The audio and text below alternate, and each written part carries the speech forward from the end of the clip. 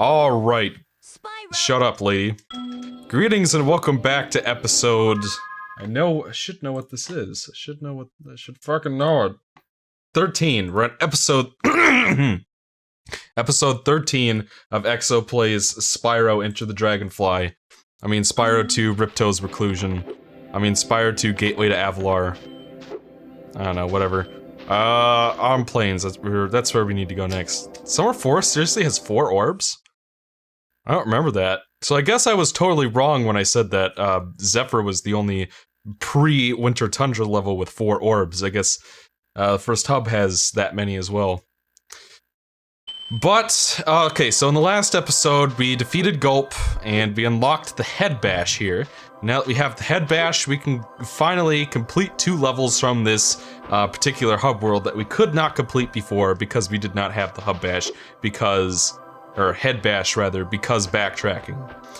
But I'll probably be talking way more about that in the levels themselves, and so we'll save that for later. There is a topic I've been building up for the entire playthrough, or the second third of the playthrough rather, that I do want to bring up, but we can save it for just a little long. I just realized we completely skipped Fractured Hills. Oh well, we might as well do that second anyway since it's longer. Who cares? Speedrun was ruined a long time ago, my lovelies. Anyways, we're back here in Shady Oasis. Shut up. And as I discussed previously, because of the way this level's designed, you do have to play through the entire thing twice. You know, one thing that they could have done to fix it is put a whirlwind, like, right here, so that you could just fly back up and get that chest and talk to the guy.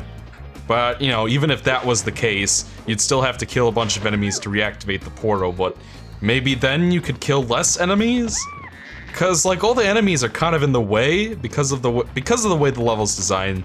All the enemies are kind of in the way no matter where you go, so you're kind of forced to kill them. Like, you know, like, might as well kill that guy, he's in the way, so it's like, I'm sure you don't have to kill all of them, but, you know, still. And, you know, we only do have probably, like, another 2 hours of this playthrough left to go, so, I don't know, I'm gonna... I redid that second session to make things, you know, try to be a little bit more positive and tone down the negatives, and believe me, one of my biggest negatives I haven't even discussed in depth yet. So I'm gonna try to tone it down somewhat, and try to talk some more about things that I like the musical track that plays in Shady Oasis. Maybe my least favorite level in the trilogy, but hey. Decent music, like the enemy designs. I like that there's green lava, that's cute. I mean, it's not really much to talk about regarding the level itself. I mean, like every Spyro level, it's short. It's not gonna take you that long to get back to the, to the end, and, especially since we have no gems to collect this time, because, well, technically we do have some left, but you know what I'm saying. We're gonna have to scour every inch of the stage for gems in this run of the stage, so you can skip that. It'll probably take like 4 minutes maybe to, between actually getting back to where we were. Like, we're pretty much done. Now we have 20, so looks like we have just enough to activate it, so let's go grab those gems real quick. And we'll call it a part. Or, I'm sorry, we're not gonna call it a part because we're not done with this level yet. We're not done this level. My 8 brothers have been trapped in rock and will sink in the lava if you can't break them free. Head bash the rocks by jumping, then pressing triangle, and follow my lead. So you might have remembered in the previous episode. Follow me, and remember, jump and then press triangle to head bash. You might remember in a previous part I said that these guys have wings and that they can fly. Yeah. Case in point. Oops. Oh, I thought I fucked up. Yeah, so they're gonna sink into the ooze and die. I don't know, apparently they can touch it just fine, they just don't, they just can't be submerged in it. That's another... I have a big family, but you've managed to save all of them. Take this thing too. I'm too tired to carry it anymore. Pretty sure that's Melissa Disney doing like a deeper voice, but... It sounds just a hair like Nicole Sullivan. Like, if you've ever seen the feature film Meet the Robinsons, She played Franny, you know, the mom character in that film. And she was also Luna in Ratchet and Clank, the PSP one. Alright, so that's it. We're done this level. We've got everything. I'm pretty sure there's no skill points, so you can, you know, be rest assured on that. Speaking of which, it's been a while, so I might as well pull up this, just for reference. Because fuck if I'm gonna remember where all these things are. I mean, I can remember most of them, but... yeah. I just realized we still have to go back to Gulp as well. Maybe we could do that in this part. I can just skip through it and see if I can do it. But the final boss, there's no way I'm gonna be able to do it without the post 100% reward.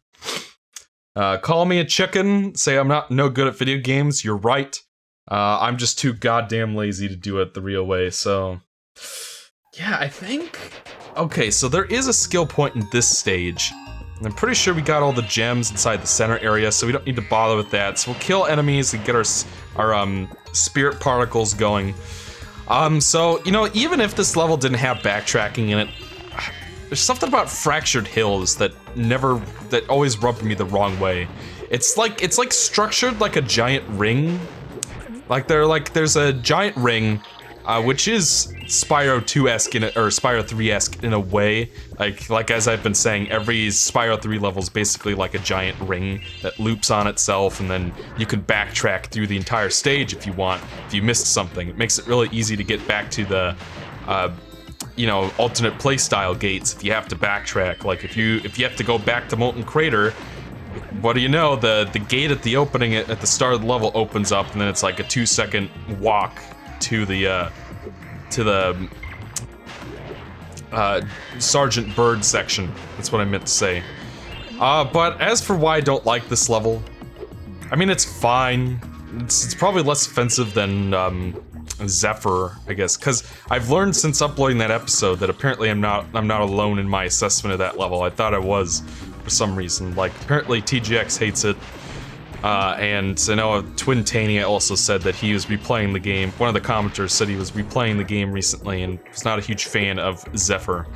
I'm inclined to agree on that. I find that level kind of boring, but this level, it feels like... so you got the 2 layers, right? Like, this is in sharp contrast to Shady Oasis, which is basically just a big linear run. Might as well talk to this fawn over here since it's been a while. Oh, a dragon! Perhaps you can help. My friend is locked in this room and lost the key, and you know how hard it is to find a locksmith at this time of night. It is a cute little joke, I must admit. So basically, we gotta find a way to break down this door so that we can save that lady and get some, I don't know, some quans, some gems, I mean. So like I said, like Shady Oasis is basically just a big linear romp through stage, very Spyro 1 in structure. Fractured Hills and Colossus have the same... not Colossus, Idle Springs has the same musical track as this level, but there are these enemies called the Earthshapers. We've met them before. The Earthshapers are a bit different from their appearance in... what is that level called? Magma Cone. They're a little bit different than their appearance in Magma Cone. In Magma Cone, you had to basically... there were some that you could ram through, and then there were others where you had to get the fawn... not the fawns, the satyrs in that level. You had to get them to basically drop stuff on them so that they die. In this stage, the Earthshapers are invincible to your attacks directly, but you can push them into the lava and then they'll sink and die.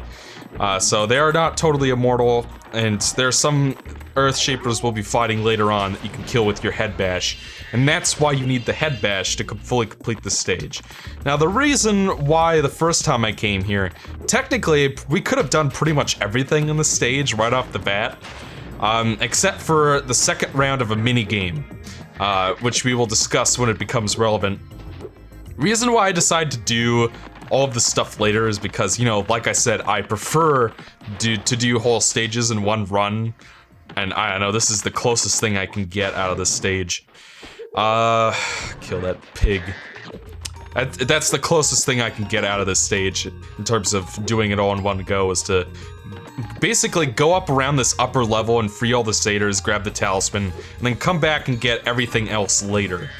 That to me is just the more convenient way to do it, because otherwise you can get most of the gems, you can do everything except the second round at the minigame. But when you come back, they force you to redo the first round anyway, so save that for later. You can technically do everything you need to do at the power-up gate in your first run through the stage. And you don't need it for the minigame at all, unlike Shady Oasis. But I don't know, I just prefer to do it this way. It just makes more sense to me. Yeah, I guess the reason why, like I've been saying, it's like 2 levels shaped like a giant ring.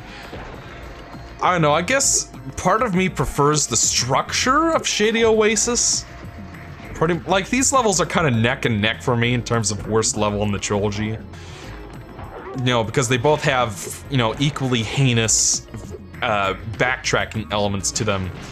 But I think in terms of which one did I have more fun playing in terms of structure, I prefer the straightforward structure of Shady Oasis over this.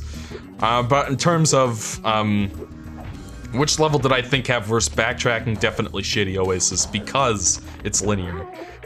Oh, and it's kind of a damned if you do, damned if you don't kind of situation, kind of like with the spirit particle requirements for different levels. It's like, you have this very more open-ended kind of level where you can do stuff in a lot of different orders, and you can skip, you know, a huge chunk of level design and come back later for backtracking purposes. But, you know, or you can have the linear one that's more fun to play the first time, but you have to do the entire thing later. You know, there's no... Yeah, you guys get the point. Now that we've defeated most of the enemies and killed all the Earthshapers, we should have... Our power-up gate should be active. And I don't really need to bother with the fawns, the satyrs, the guys up there with the bagpipes, or the flute, or, you know, the talisman for this level is a flute anyway. So, now we're in this area of the stage where there are a bunch of angry Earthshapers running, mucking about, faffing about, as the Brits would say. And as you can see, Hunter's here. Just stand still, he says. I'll turn your boots to gold, he says. Oh, hi, Spyro. You're a sight for sore eyes. I'd appreciate it mightily if you could locate that Alchemist. He owes me a favor. You know, Greg Berger might be the purest voice actor ever. There's just something, he always seems like he's having a lot of fun when he's voice acting, like, whether it be this game or even Enter the Dragonfly. Like, Ripto's performance in Enter the Dragonfly is a shining beacon in that game. It is so cheesy and terrible, but it's also great at the same time. It's just amazing. Like, and you can tell that he's hamming it up real big in that game. You can tell he's having a whole lot of fun. And that's something I can appreciate as a gamer, as someone who has to play the game. That someone was having fun with it, you know. So that game's not, you know, finished and whatnot. Anyways, we have another skill point here to go grab real quick. We have to make 3 laps of this section here. There's basically a giant supercharged track that leads from here all the way up to that, you know, locked door over there, and that's how we complete that quest. But if you can make 3 rounds of the track, you will get a skill point. So that's what we're gonna do before we free the fawn. And, you know, obviously once you break down these doors, they're open forever, but... Sorry, I somehow managed to miss that jump, and now we get to take the shortcut back. Should probably kill some fodder along the way so that I don't die. I don't know, this level's okay. I don't hate it. Like, if there was no backtracking, it's fine. It's you know, structurally, if I don't really like the 2-level thing, and like I prefer more straightforward design of something like Molten Crater over this. But you know, that's kind of, it's kind of getting nitpicky at that point. It's fine. I just wish that I could just do it all in one go, you know, but I'm a broken record in that point. You guys get the idea. Of course, I'm gonna prefer not to have backtracking in my Spyro games if I can help it, but you know, like I kind of alluded to earlier, there is still backtracking in Spyro 3. And believe me, I will be giving that its due diligence when the time comes, so to speak. Anyways, this should pretty much take care of it, I think. Yeah, so you gotta go through it. You gotta go through the gate 3 times, and then you get your skill point, and then that's that. So I guess we'll end up having to make 4 laps of this. Actually 5, because we're gonna have to get a chest later. And of course, when you hit the door, you stop, so... yeah. Alright, we freed her, here's orb time. Oh, thank goodness you broke that door down for me. I thought I'd be I found this fancy orb in here. Please take it. I don't know what happened with the audio back there. Like, I had some issues with that during Spyro 1, where the OSSC just didn't want to play the audio, but...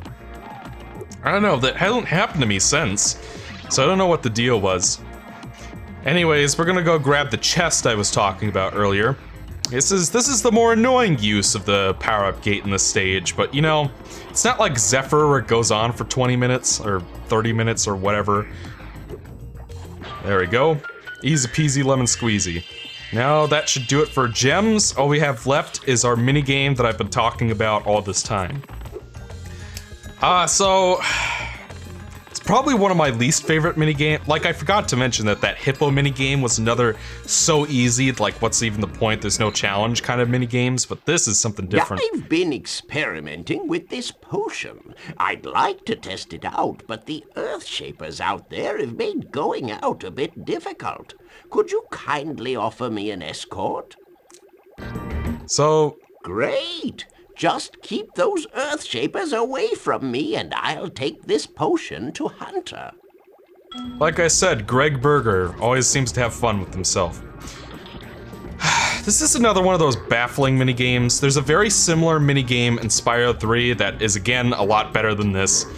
I don't really understand why the Alchemist chooses to take the route that he does. Like, if he literally stuck to the left and just went left, he'd reach Hunter in like 3 seconds, and there's like almost no Earthshapers in front of him. I also have to ask why it is that the Alchemist can't mix his potion right next to Hunter. But you know, that's all nitpickery. I'm sure that I could pick apart minigames in Spyro 3 and especially Into the Dragonfly just as easily if I wanted to. I can't fucking see. Alright, let's get the fucker so that you can't hit him. Basically, I find that if you ram into the Earthshapers before the Alchemist gets too close to them, then they'll be dazed long enough for him to walk by. You can also tank a hit for the Alchemist if you prefer. And of course, the easiest way to avoid their picks is to jump and charge into them. Like, see, he turns around. I don't know why he does that.